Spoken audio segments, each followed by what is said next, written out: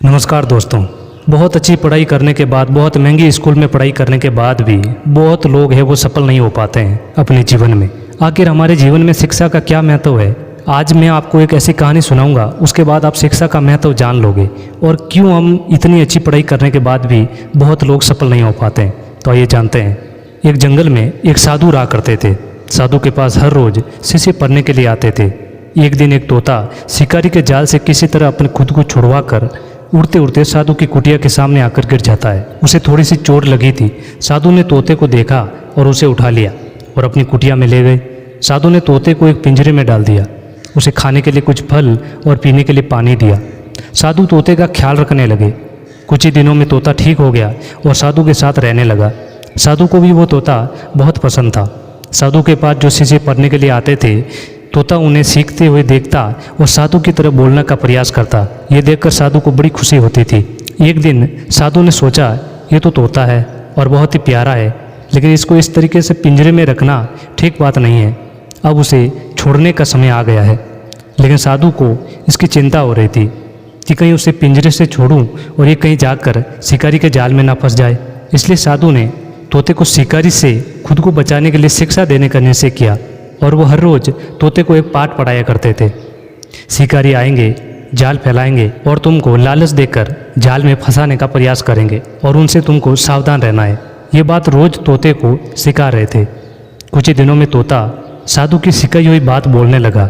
ये देखकर साधु बहुत खुश हुए। साधु ने कहा, अब ये तोता एकदम सुरक्षित है। मैंने जो पाठ इसे पढ़ाया वो उसे शिकारी के जाल से खुद को बचाएगा। एक दिन साधु ने तोते की परीक्षा लेने का निश्चय किया। साधु तोते को जंगल में एक पेड़ के ऊपर छोड़कर आ गए और साधु ने एक शिकारी को भेजा कि तुमको तोते को पकड़ के लाना है। शिकारी जंगल में गया, जाल बिछाया। शिकारी कुछ ही समय में कुछ तोते पकड़ कर ले आया। साधु ने देखा, शिकारी जो तोते पकड़ के लाया उसमें एक तोता वो भी है जिसे साधु ने शिक्षा देकर भेजा था और वो जाल में फंसकर भी यही बात बोल रहा है। ये देखकर साधु को बहुत दुख हुआ। वह निराश हो गए और उन्हें बहुत बुरा लग रहा था कि इतना सिखाने के बाद भी तोता शिकारी के जाल में फंस कैसे गया। फिर साधु तोते के पास गए और बोले, मैंने तुम्हें जो सिखाया उसका अर्थ जाने बिना ही तुमने उसका पाठ किया। मैंने तुम्हें जो शिक्षा दी उसे तुम सिर्फ बोलते ही रहे, लेकिन तुमने उसे समझकर उसका सही उपयोग नहीं किया।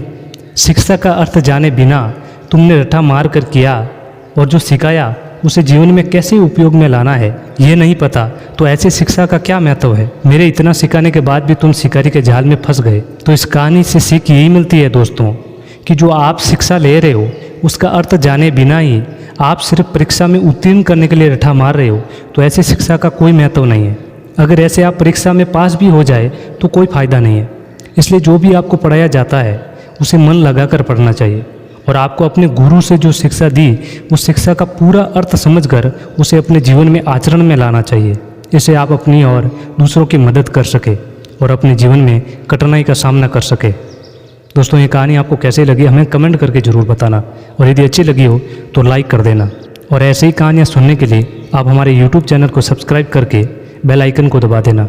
मिलते हैं दूसरे वीडियो में, तब तक के लिए जय हिंद।